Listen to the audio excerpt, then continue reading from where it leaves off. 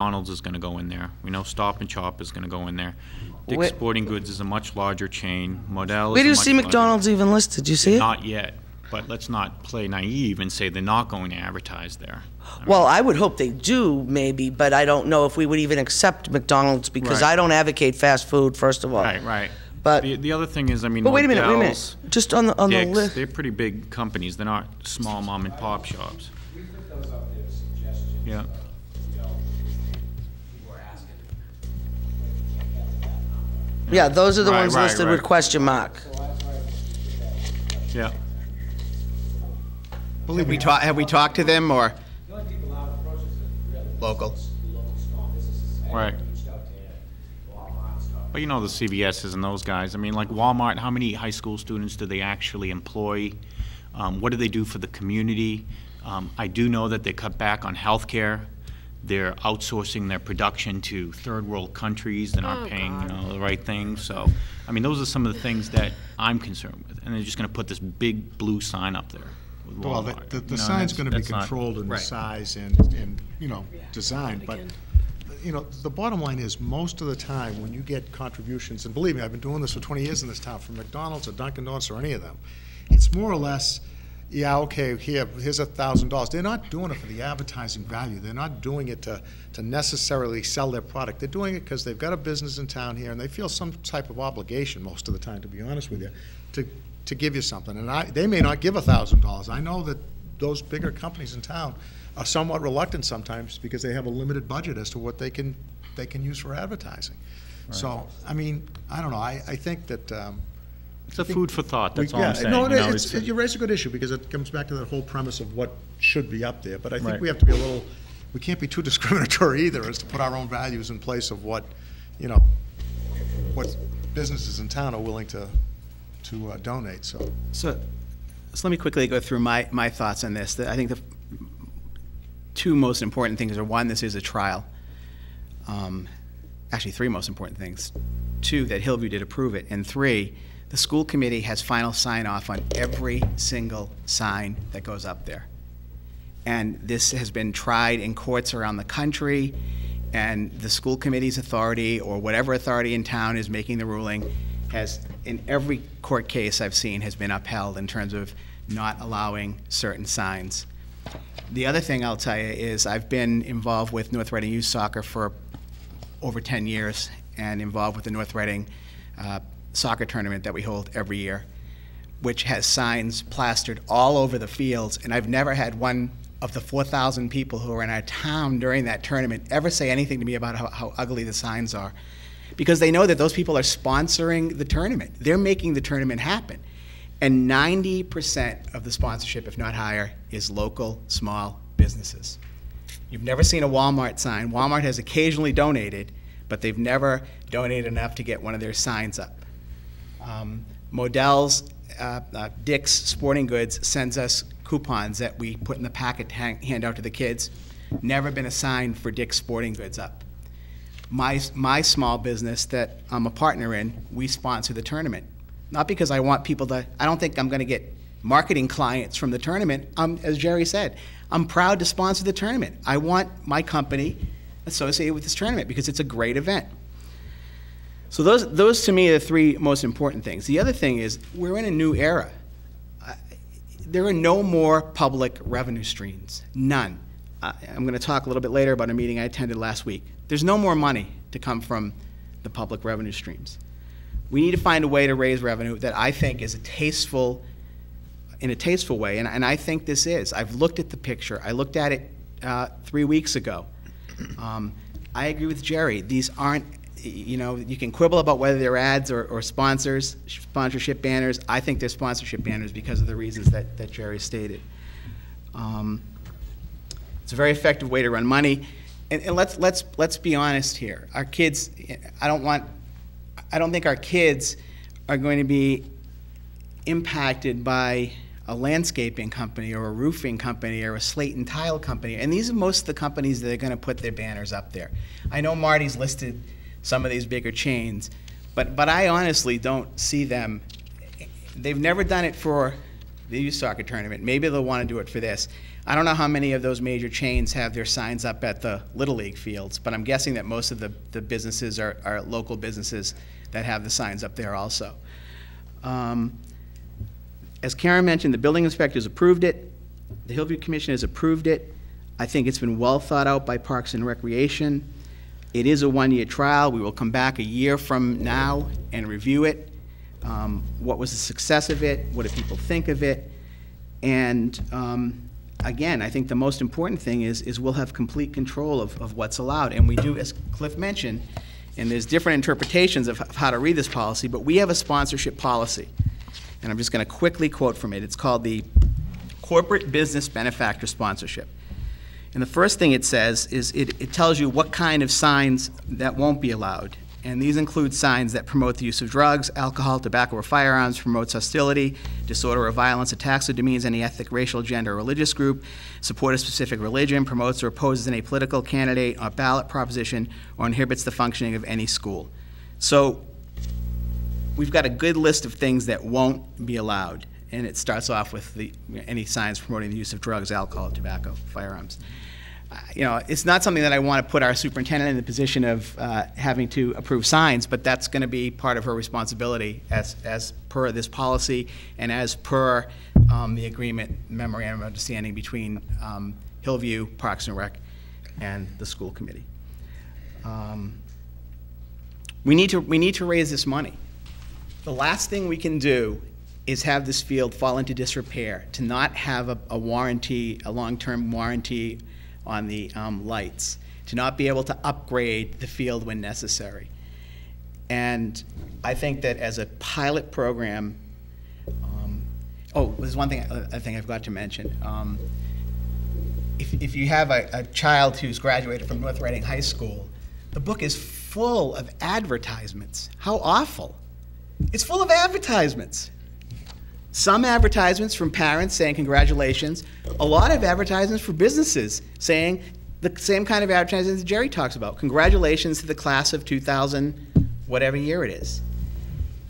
And it's a way to raise funds. I have not heard one parent, I've been on the school committee for 7 years, I haven't heard one parent ever complain about the fact that there's advertisements in the yearbook. So all that said, I'll be voting in favor of this tonight. I feel comfortable with the proposal. I feel comfortable that we have final say over the ads that will be, the banners that will be placed. And I feel extremely comfortable that it's a one-year pilot. And the school committee will have to take a vote on this 1 year down the road as to whether we will make this a permanent situation or not. So that's my, Mr. Bowers? I've got two comments on this. One is that we have an opinion from school committee council dated May 5th. It basically says this is not a lawful approach to signs. And we're talking about signs that are in fact not permitted. We have, and that's a legal opinion that we have. And if we take an action to approve this, we are violating our oath of office to uphold the bylaws of the town. So we'll put that. That's not true, Cliff. We have the building inspector telling us that it's lawful. The building inspector in this letter, right here. Correct. Says 16 square feet. And that's the size will be 15. The size will be 15 square feet. It's signed, but it doesn't work that way. That will be challenged. I assure you that will get challenged. But Cliff, I'm just saying that we have a legal ruling from the building inspector that these signs are legal. So what you're saying is inaccurate. We're not violating any oath by approving this. And what you're saying is inaccurate. I don't believe we have legal opinions that we're going that's right. against. That's what I'm making a point. We have legal opinion, and we're going against that legal opinion if we vote positive for this. The second thing is you say it's okay because it's a pilot program. Well, if I decide I'm going to have a pilot program to drive 75 miles an hour down Elm Street tonight, I would bet that if I use that as the excuse, it won't work. Yeah, but you wouldn't have had a collaborative process, so they took 9 months to No figure one out gave- whether no that one's would giving work them or not. approval to drive Process 75 miles an with hour the police on Elm department, Street. it'll be okay, I guess, right? I don't think without- that works either. So I continue to find that the arguments that have been put forward by the other members are truly inconsistent with legal opinion and with appropriate direction. So I hear it going here. It's going to be a 4-1 vote, but I continue to try to encourage you to rethink your position on it. I do have a question. I'm sorry. The dollars that are available for quote-unquote sponsorship from the local businesses are finite. There's a finite amount of money available. One of the emails that I received, I think the other members received it as well, pointed out to the fact that we keep going back to the same well over and over and over again, and that well is finite. And this is a truly voluntary decision. If people want to put their money into a sponsorship banner, they do it. If they don't, they don't. Obviously, further argument is fruitful, so. I just have a question. Jerry, being an attorney on our board here, not that you're speaking for our council, but can you address this issue, just what Cliff has raised about the I haven't done a lot of research on it. Quite frankly, I said from day one, and I probably still say that I disagree with Mr. DeColo's opinion.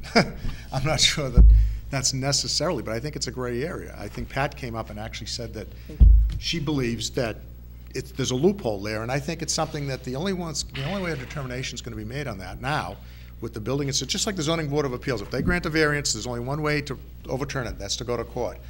So my opinion is if the building inspector, who's the person that has jurisdiction over this, says that it's permissible to do it, then that's where we are right now. It's permissible to do it.